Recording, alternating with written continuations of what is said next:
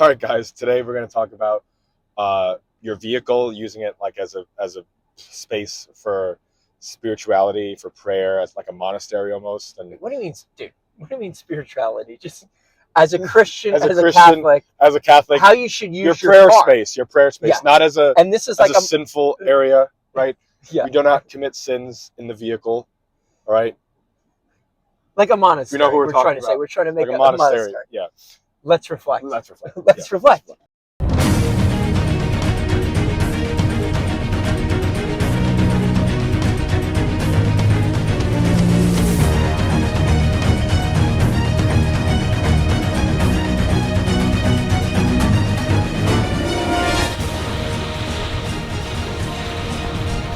Sunum bonum, peace be with you.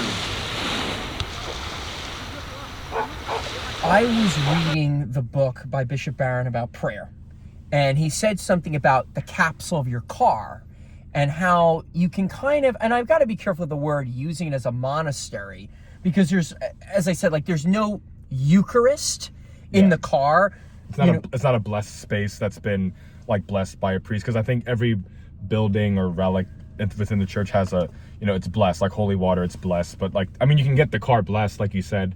But by a priest. Yeah, but by its nature, it's not necessarily like an inherent, like spiritual space unless you make it that, I guess. What me and Tom want to suggest to you is make it that. And what do we mean by that? When we're using apps like the Hollow, or like just you praying in the car, you doing the rosary in the car. I like using Hollow. I do Bible in a year. I do the Catechism in a year. I listen to sermons, homilies, educate yourself on podcasts. Like, I'm not like shaming music, but for me, when I have to drive to in-home services, it's such a good use of my time to pray, to educate myself in the faith, to learn the Catechism.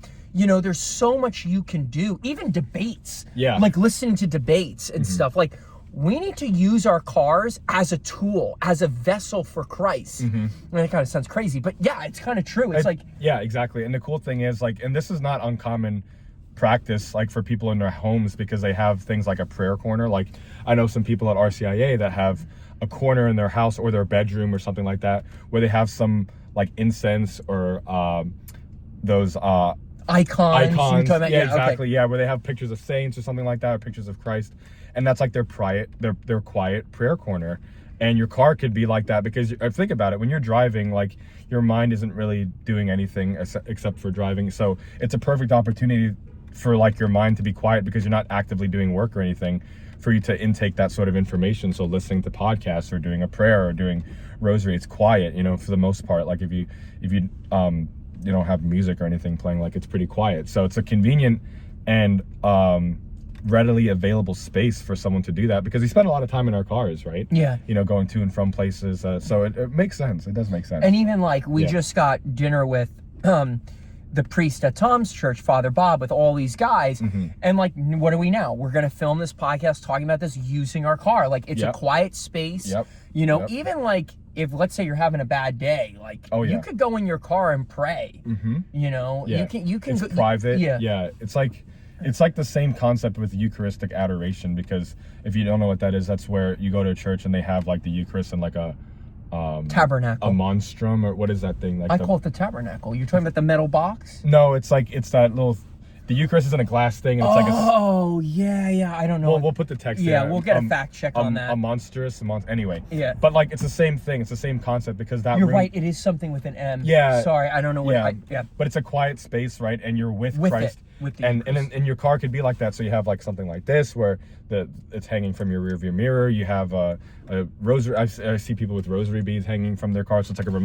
don't be telling people to steal the Eucharist and leave it in the car.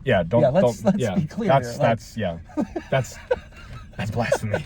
That's blasphemy. Don't you do that. That's blasphemy, Lord. Or don't go to the altar and take it and bring in your car. I just want to clarify. Yeah, don't take the monstrum, please.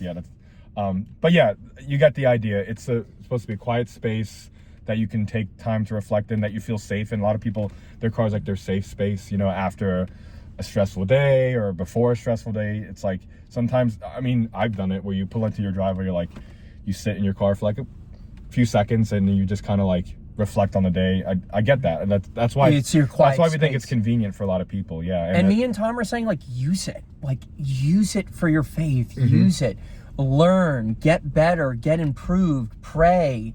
You know, and we know you, and we're not going to name you that's watching this, having romantic things in their vehicle.